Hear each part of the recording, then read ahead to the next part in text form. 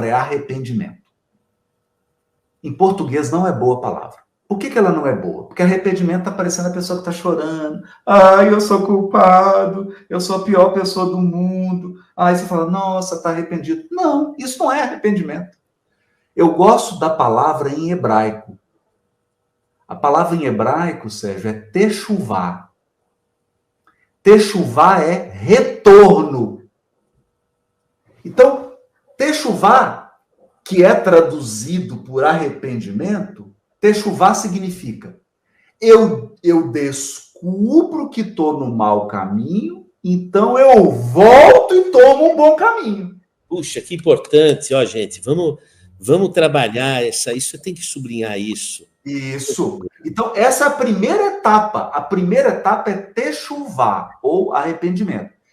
Eu criei um hábito de ofender as pessoas. Aí eu falo assim, Haroldo, eu não posso fazer isso. Aí eu volto e tomo um bom caminho. Primeira etapa. Primeira etapa. Eu retomo o bom caminho do qual eu me desviei. Eu não me desviei do bom caminho? A primeira etapa é techuvá, voltar. Voltar para o bom caminho. É a parábola do filho pródigo. Qual que é a primeira etapa? Voltar para a casa do pai. Techuvá. Só que a gente traduz por arrependimento. Aí é uma pena, porque você fala arrependimento, todo mundo fica pensando uma pessoa chorando, se culpando. Ai, a pior pessoa do mundo. Isso não adianta nada. Você fica chorando aí, se julgando a pior pessoa do mundo, não vai resolver nada. Se você não mudar seu caminho, não resolveu nada. Nossa, isso é muito importante, você está falando. Olha, é lógico que muitas das nossas doenças na psicossomática delas envolve essa estática da culpa. Então, eu queria, para a gente finalizar, infelizmente... Não, deixa eu falar das outras duas. Ah, é? Essa é a primeira etapa. Tá. Isso está lá no Código Penal da Vida Futura. Isso é Kardec, o céu e o inferno. Então, a primeira etapa é techuvá. Porque, Sérgio, se você não retomar o caminho, você vai continuar errando. Exatamente. Por isso que a primeira etapa é techuvá. Porque se você não fizer o retorno para o bom caminho, você se torna reincidente. Você fica repetindo o erro 1000 vezes. Sérgio, o que mais tem é espírito que comete o erro, reencarna, resgata, depois volta e comete o mesmo erro. Pelo amor de Deus, gente, vamos mudar essa, gente. Não podemos. Dá um passo para frente. Há 20 reencarnações cometendo o mesmo erro. Aí você erra, resgata. Aí erra de novo, resgata. Aí os espíritos falam, meu filho, muda de erro.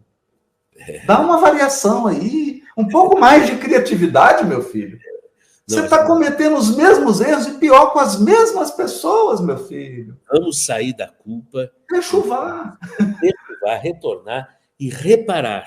Vamos fazer aí vem a segunda etapa. Aí a segunda etapa é o seguinte, Sérgio. Reparação. O que a justiça humana não é capaz de fazer. A justiça humana não é capaz de reparar. Eu vou te dar um exemplo. Eu estava num júri. Chegou a mãe da vítima para falar comigo. Que o filho dela tinha sido assassinado. Aí ela chegou para mim e perguntou assim, doutor, a justiça será feita? Eu falei para ela, não. Aí ela regalou os olhos, Sérgio. Como não, doutor? Eu falei, não. O criminoso será preso, mas o seu filho não será devolvido para os seus braços.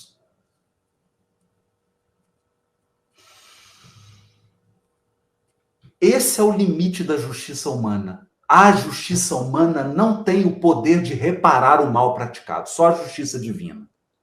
Então, como funciona a justiça divina, Sérgio? Você tirou a vida?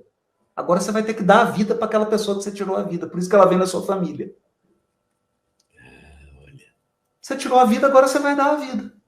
Você tirou o patrimônio de alguém? Agora você vai receber essa pessoa, você vai dar tudo para ela que você retirou.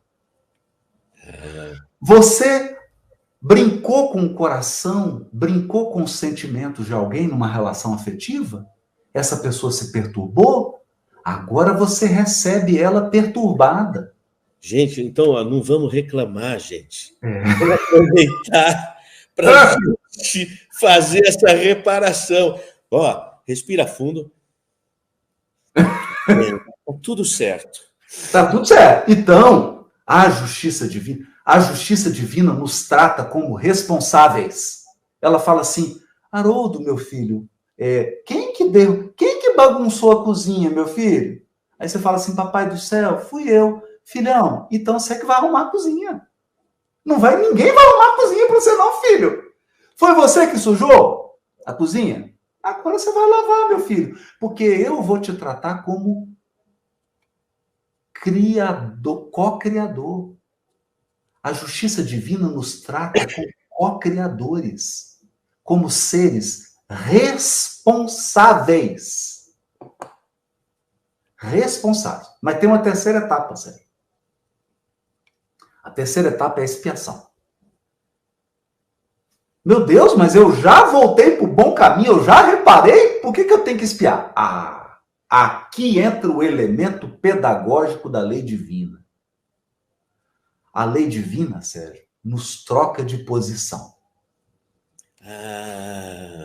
Para experienciar. Isso! Então é assim, Sérgio. Tem um sujeito aqui, ele é judeu e detesta árabe. E tem um sujeito lá que é árabe e detesta judeu. Troca de. Aí esse aqui que é judeu, tá lá perseguindo, fazendo mal pro árabe, e o outro lá que é árabe tá vendo. Aí desencarnam os dois. Aí eles, nossa, que erro que eu cometi, retomam o bom caminho, 2 encarnações depois, retomam o bom caminho, reparam o mal que eles praticaram. Aí a justiça divina assim fala, falta uma coisa. Falta? Não, eu já reparei o mal. Falta. Filho, você sempre nasceu como judeu, né? Próxima vida você vai nascer árabe. E aí chega pro outro árabe e fala, filho, você sempre nasceu árabe, né? Agora você vai nascer judeu. Sabe por quê? Você tem que experimentar o outro lado da moeda. Olha. Porque senão você não cresce psicologicamente. Olha. Então, Sérgio, tem uma piada, eu adoro o Ariano Suassuna. É um grande escritor, né? É um gênio, né? Sei que foi assim. É um gênio. Então tem uma cena muito engraçada, que tem um matador lá do Lampião, e ele vai matar o padre.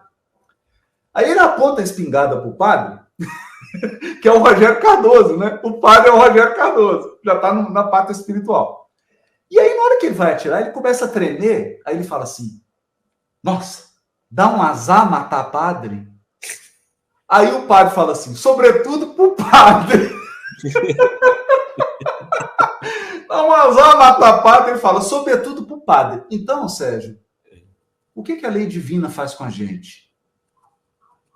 Em um momento da evolução, você está do lado do que puxa o gatilho. No outro momento da evolução, você está do outro lado do gatilho. Para você entender. Por que a lei divina permite isso? Para você entender o que é ser vítima. O que é sofrer. O que é estar do outro lado. Então, Sérgio, muitos espíritos que estavam na Europa e que escravizaram irmãos da África voltaram africanos.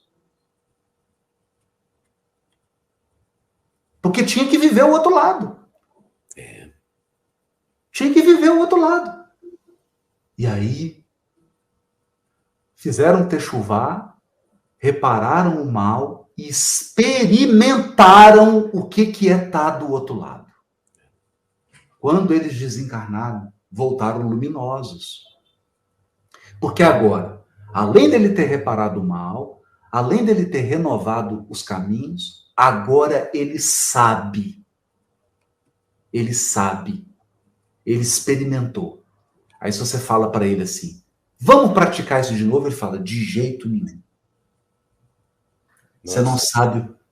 Você não sabe. Porque uma coisa É tão bonito, né? O Albino Teixeira, no livro Coragem. Tem uma mensagem linda, Sérgio. Albino Teixeira fala assim: olha, caluniaram você, furtaram seus bens, te traíram, você foi abandonado. Aí vai citando um rol de tragédias. Aí no final ele fala assim: não te revoltes e não retribua o mal com o mal. Porque há muita diferença entre sofrer o mal e praticar o mal. Oh, nossa,